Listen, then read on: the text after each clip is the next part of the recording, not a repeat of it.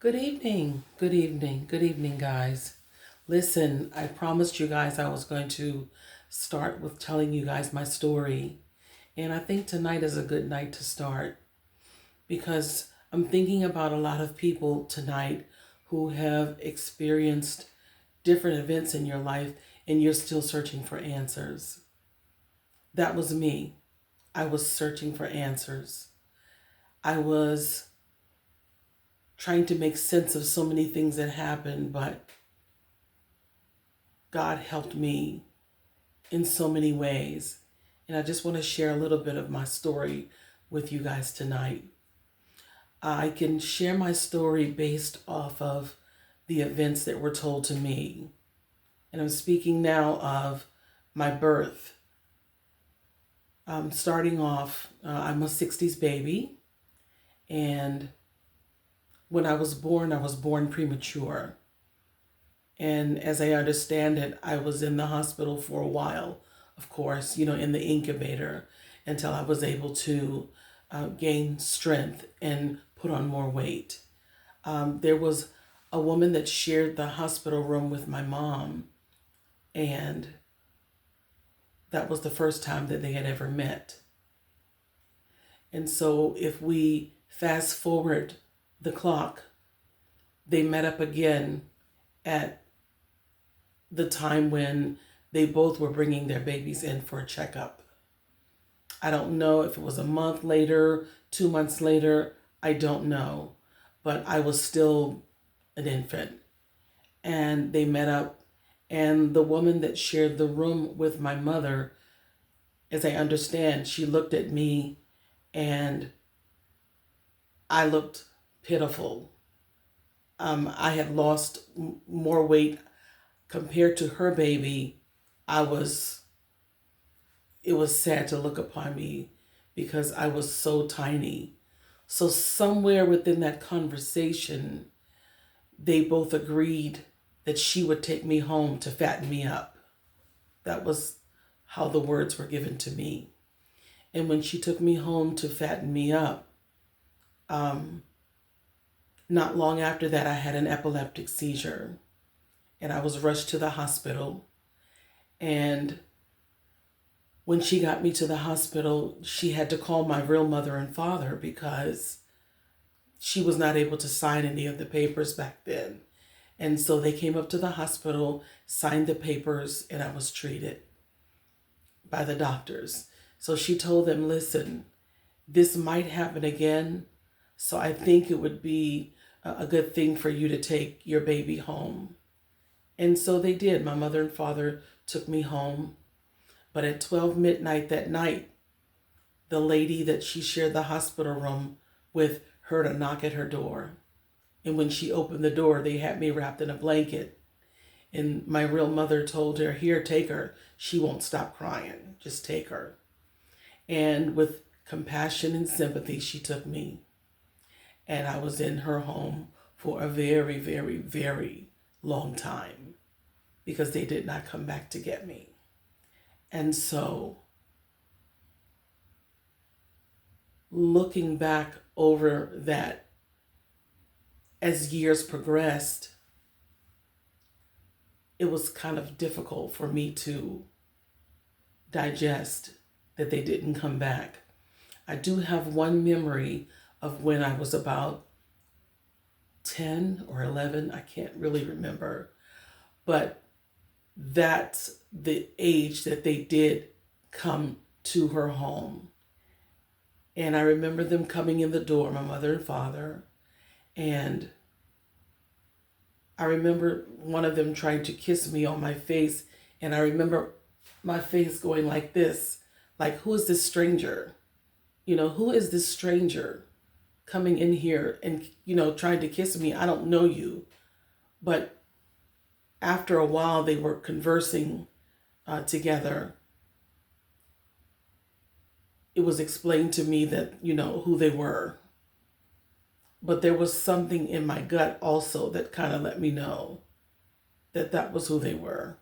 I'm just trying to be as honest and candid as I can. And so after they conversed for a while, they gathered their things and they left. And there was not a lot of conversation after that because I really can't remember if I asked her any questions. If I asked my mother that had me all those years, if, what was going on or what was the conversation about. I can't remember. I do remember in my adult life asking her why they left.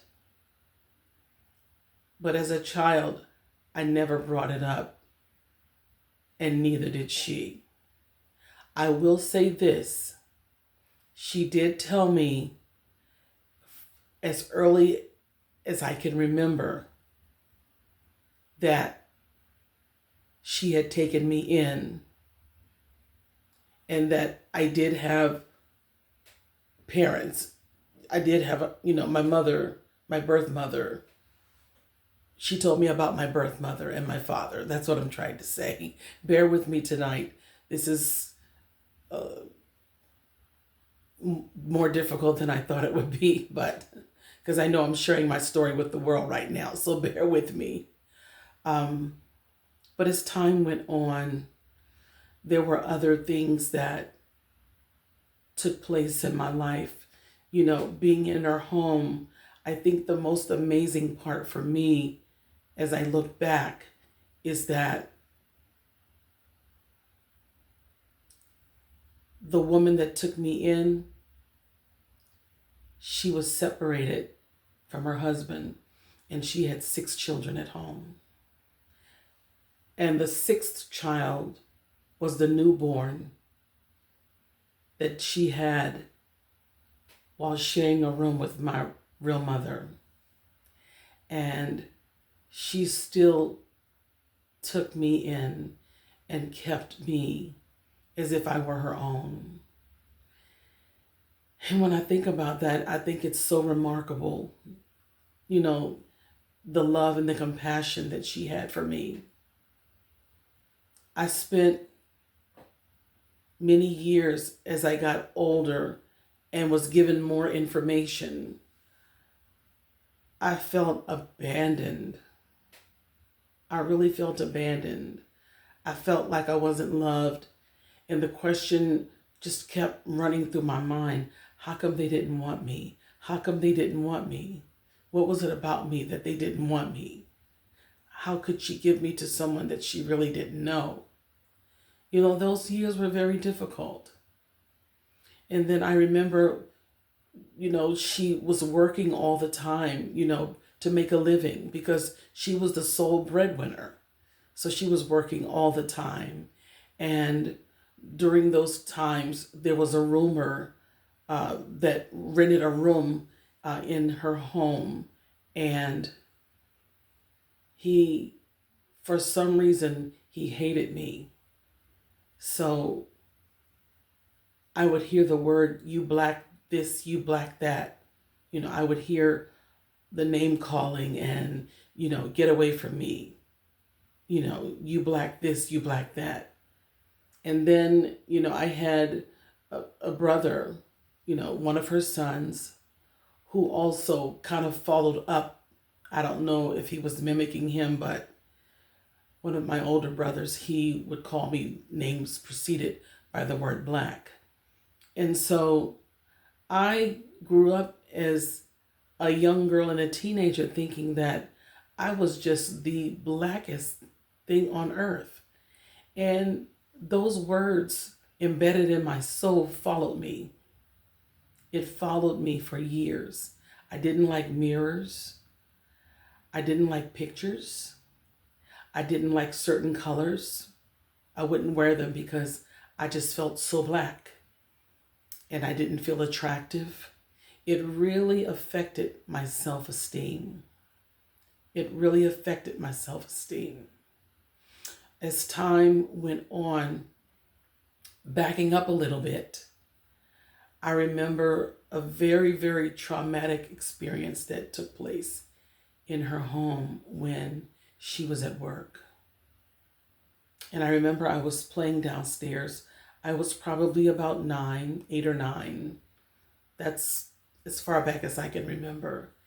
And I remember being called upstairs by one of my brothers. And when I went to see what he wanted, that's when the fight began. That's when the fight began. And I can tell you about this now because God has really strengthened me. There were so many years I couldn't talk about it, but the reason I can smile today is because God has helped me through so many things. And I'll go back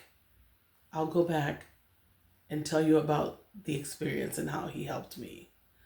But that day was the worst day of my life. It was so traumatic because that was the day I remember fighting him off of me, and I remember him, trying to force himself in me. And I remember because he couldn't, there were awful and horrific things that he made me do. Just awful. Just awful. And it happened time and time again, But when I look back, all I can say is that, God, you did it again. He brought me through it. He brought me through it. There's so many things that I can testify to that if it had not been the Lord who was on my side, I would not have made it. I would not have made it. But I'm going to go back into some more things that happened in my next video. And I'm going to tell you, working my way up, how God brought me out. So stay tuned because I have a lot more to tell you. All right, I'll talk to you very soon. Take care.